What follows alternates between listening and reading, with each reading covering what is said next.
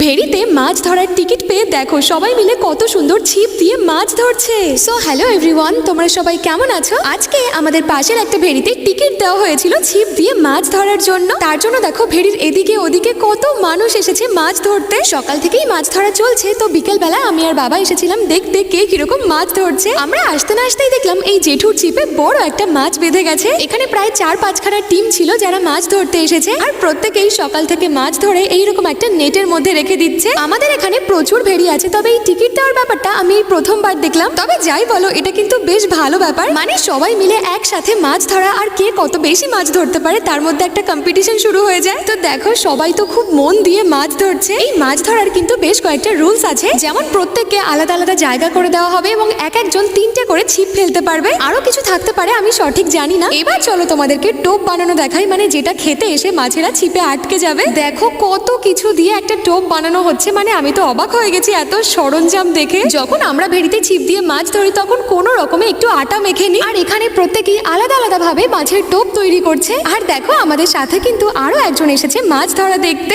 ওকে অবশ্য 2-1টা মাছ খেতে দেওয়া হয়েছে। এখন প্রায় সন্ধে হয়ে গেছে, তাও কেউ বাড়ি যাচ্ছে না, মাছ ধরেই যাচ্ছে। মাছ ধরার কিরকম নেশা তাহলে ভাবো। তো আজকের ভিডিওটা এখানেই শেষ করছি। কেমন লাগলো জানিও, দেখা হচ্ছে নেক্সট ভিডিওতে।